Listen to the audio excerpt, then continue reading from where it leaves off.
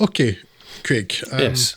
Jewish revenge fantasies then. Did Quentin Tarantino have any more luck with those? Yes. Can I suggest that perhaps order might have been restored somewhat with Inglourious Basterds? The only good Nazi is a dead Nazi.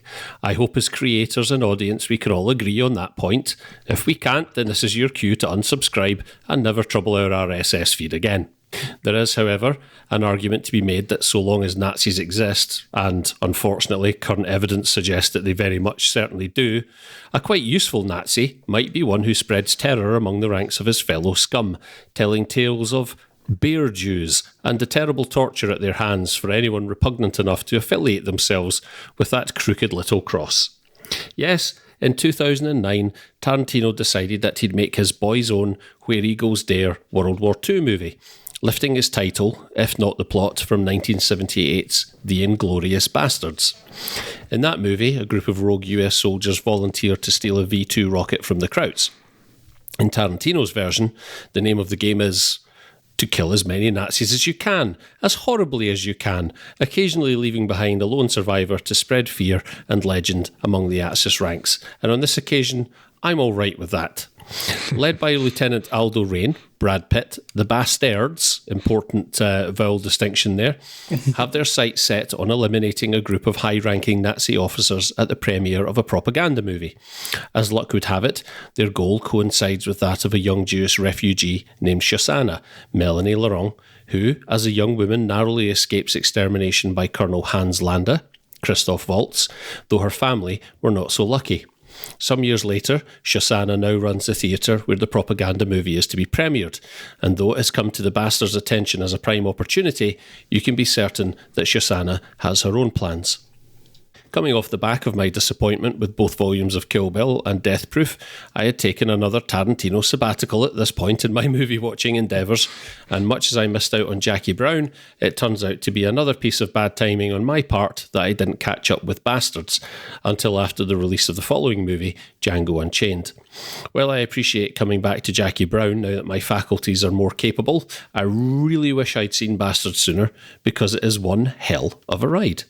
If I had been sceptical before as to Tarantino's ability to manipulate his audience through anything other than pop music and ultra-violence, then this movie would have put my mind at ease. The opening act where a young Shosanna evades Landa is easily one of the more knuckle-whitening examples of a major studio movie building tension of recent memory, and things only improve from there on. This movie's twist on the Mexican standoff, in which the Bastards' German-speaking allies are wiped out in a bar massacre, is, I consider, one of the best standalone scenes of the director's career. Introducing and immediately disposing of no less a calibre of talent than Michael Fassbender in an act of filmmaking that requires great writing and great balls. And still the movie gets better. As a work of cinema, Inglourious Basterds is a wonderful balancing act of the serious and the downright insane, from genuinely mindful contemplation of the 20th century's darkest moments to downright nonsensical, wildly entertaining spraying of Tommy guns and MP40s. It somehow respects a global conflict rooted in vile ideology while affording its audience a rollercoaster release valve, and that it ends in a Nazi massacre really is simply too good to be true. We will talk about another movie that seeks similarly OTT retribution for history's wrongs in a moment, but for now I'm quite happy to declare Inglourious Basterds potentially my favourite among this director's canon, if not technically his best. Well, that's quite the praise. Because I don't really like Inglourious Basterds all that much. Well, you and I can never be friends again. Sorry, when I saw it first, when it was released, I really didn't like it much. I like it a great deal more now. Mm-hmm. But you mentioned like spectacular scenes. And that's the thing. There are a couple of scenes in this I really like. The bar one is great. That scene in Denis Ménochet's farm at the start is fantastic. Though I don't quite get why Hans Landa didn't kill Shosanna. It doesn't really make any sense. It's not explained in the film, so that question was always hanging over me. Mm-hmm. That one has spirit. It does feel a bit like that, doesn't it? But yeah, so there are scenes I like, and the film absolutely lights up when Christoph Waltz is on screen. I think he's fantastic. I think he's probably him and Sam, as I mentioned earlier, him and Sam Jackson, the two that like just really seem to get Quentin Tarantino's dialogue and really make it just sing. But the rest of it is just like, I don't know, anytime Brad Pitt's on screen, I'm like, okay, this is underwhelming. And I like Brad Pitt a lot, but not in this film. And the strange thing about the film is that the Bastards kind of are irrelevant in the end. And I don't know, I don't really the film doesn't satisfy me in a way that Django does. I really, really like Django, and there are a lot of similarities between the two. And I wonder too, and it's kind of hard to talk about them separately, so I may as well mention it now, is that, like, the idea of what happens with Django, yes, it didn't happen, but the fact that maybe one slave managed to kill the people directly responsible for the suffering of him and his friends, maybe that would happen. But this is an alternate history that didn't happen, couldn't have happened. And also, while Hitler was clearly evil and the leader of this regime responsible for so much suffering, it's slightly more disconnected, so I find it less satisfying. And because it didn't happen, I think it's less satisfying. It's nice to think that maybe it stopped, but whereas in Django you see the direct results of the suffering and the people directly responsible for the suffering die horribly. Whereas in this, there's more of a disconnect, and also the idea is that they're going to try and stop the war early, and the exterminations accelerated towards the end of the war, so they would have saved a lot of lives in the concentration camps. But it's more just like, well, I guess we're saying that the war ended early, but the film ends before there's even any suggestion it actually happens. So I don't know, I don't find it satisfying. So there are bits and pieces of the film I really like, but as a whole, I find it unsatisfying. It doesn't really hold together. And also, Mike Myers is in it, and I'm not tolerating that in the role he's in. I cannot sanction that. With another one of his... I can't get behind that. His devoted comedy accents. I definitely remember being a lot closer to your viewpoint when I first watched this back in the day, and I don't think I've seen this since then. And I was a little bit surprised to watch it and find myself enjoying it quite a lot more. It is not up to the standards of some of the other films that we'll get onto, in my opinion, but I did like a lot of it. Like Hugh Greg, I liked a number of individual scenes are really good. And this time around, for whatever reason, that kind of managed to tide me over the scenes that I'm not quite so on board with. I don't mind Brad Pitt so much. He's not so impactful up until maybe the end when he's trying to infiltrate the cinema as an Italian, which is actually quite funny. That's quite funny, yeah. He's good there. But yeah, Christopher Waltz, just incredible in this film. I mean, he goes on to be more incredible in other films, but still. Yes. I was watching this again and really quite enjoying most of it. So I don't know whether if I watch it again I'll enjoy it more or less. It's probably not going to reach the level of Django Unchained, which is, of course, very similar in a number of regards. But I guess I find myself, perhaps, maybe it's just watching this at home, where I was already aware of perhaps the sections that I thought were a bit slacking, and I could kind of have my attention wander when I couldn't have done that in the cinema where I was confronted with it. I think... Again, I'm still falling somewhere between the two of you. The Bastards themselves, Drew, as you mentioned, there's not really a lot to them. It might have been nice to see a bit more of those characters, a bit more of those kind of backstories. I don't know how important that might or might not have been, but that would, of course, take away from the Daniel Bruhl sections and that kind of story, which I think it might have done. I'm not quite so convinced with that sort of almost love story kind of thing in the cinema. Doesn't really do a lot for me. That's the kind of slower sections for me, even though Daniel Bruhl was great. I kind of wish at the same time I was thinking more Daniel Bruhl, please, because I love Daniel Bruhl, but also more of him, but not in that character because it's not a brilliant character.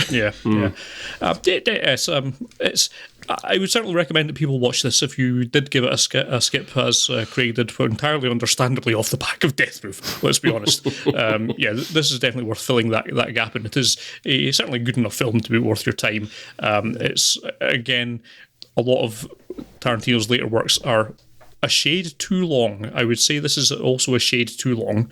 There's only one that we'll get to that I think actually deserves its length. This one could do with a bit of trimming, in my humble opinion, but when have I never not said that about any film? Take that for what it's worth. I would still recommend it. It kind of by default goes into the bottom half of Tarantino's table, but only because the other half is so good. So I wouldn't worry about that too much. It's certainly worth taking a look at. It's definitely lower half for me, and but I definitely liked it more than I did the first time I watched it. I still don't think it's brilliant, but there's certainly bits to appreciate. On your comment about the running time, Scott, actually, I was like, Reservoir Dogs is 90 minutes, and I'd forgotten quite what the running time was in most of the other things. Like, oh, right, this is really quick. And it's like, oh no, the running time inflation starts on the second film. And like, oh no, it's a pretty steep curve now. But it actually turned out for most of these films not to be an issue. So that's great. Yeah, I just want to reiterate again, like Christoph Waltz in this film is so good. And actually, there's a couple bits where there's real tension generated from the German officers. Christoph Waltz is one of them. Like there's the interrogation of Denny Menochet at the beginning on his farm, and then there's the bit in the cinema, which is great because you kind of, even if you haven't seen it before, I think you can kind of guess it's coming. But I really like that they did it. It's like, well, you're going to portray these characters as Italians, but like Germans don't have a good ear for Italian. But it's like, yeah, you've already established that Colonel Landa isn't a fool. He's maybe a zealot. He's maybe a terrible person. He's sophisticated and cultured and intelligent, and you've seen how well he speaks English and how well he speaks French, and then it's like you just know he's going to speak Italian perfectly too, don't you? So not only is it an incredible performance from Valls, but it's like that character works so well. It's like, yeah, you're getting caught out right away. Yeah. If there's anything about that character I don't like, it's when he's saying it's a bingo. Because it's slightly too giddy. It doesn't quite fit with the rest of it, but he sells that line so it's so entertaining. So I'll let it slide. And the other bit is the bar scene when it kind of comes down to the accents when you have that SS officer. August Deal. Major Hellstrom.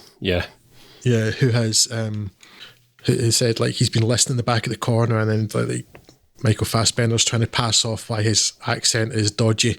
It's like, that's really tense, and I like it's because it's not because of somebody's stupidity, it's not drunkenness, it's not bad luck around. Well, there's a lot of bad luck in that character was there, but it's like, no, he's doing it because he's intelligent and clever, and that not all the Nazis here are just and convincingly evil as well. There's something really unsettling about his character and his oh God, what's the word I want? Not his duplicity, but his ability to be, he's a bit of a smiling assassin, isn't he? He's outwardly friendly, but then immediately lets you know that he's onto you and that actually he's a very dangerous man indeed. And that makes that kind of character so much more interesting as well as much more threatening. And one of the things I dislike about Inglourious Basterds is that the Hitler character is a clown.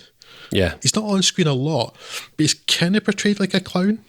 Not that much. Honestly, like Hitler doesn't have much of a character in this film. I assume the thinking is just like, well, it's Hitler. What more do you need to know? But for the time he is on screen, he's a bit of a clown, so that kind of makes him less of a threat. So I don't know. I'm not quite sure what the value of writing him like that was, but again, he's a fairly small character. Whereas like the two German characters that are an actual threat, it's because they're intelligent. Yeah. And not just because they're powerful or strong or dangerous or like kind of, going to snap or something like that. So no, because they're smart. That's a much more compelling villain. I feel the film as a whole doesn't hang together that well, and like it's weird that like the Basterds, which is what the film is ostensibly, who the film's ostensibly about, and what they're named after, aren't in the film all that much and are kind of irrelevant in the end. It's so strange. I started out more than lukewarm on it, to be honest, first viewing, but having watched it a few times more since, it really, really grew on me. And I don't know, I think because I've always been a fan of, I know we talk about how you don't have guilty pleasures, you just have things you enjoy, and I really have a soft spot for those boys' own World War II adventures like Where Eagles Dare and stuff like that. It's just always been a thing, and I think maybe it plays into my fondness for that. I just find it a riot from start to finish. But no, I totally get that it might not be. I would also like to clarify that I wrote these notes before I watched the last film on my list tonight as well. So you may find a little bit of revisionist history of my own going on as we get towards the end, but I won't say any more about that just yet.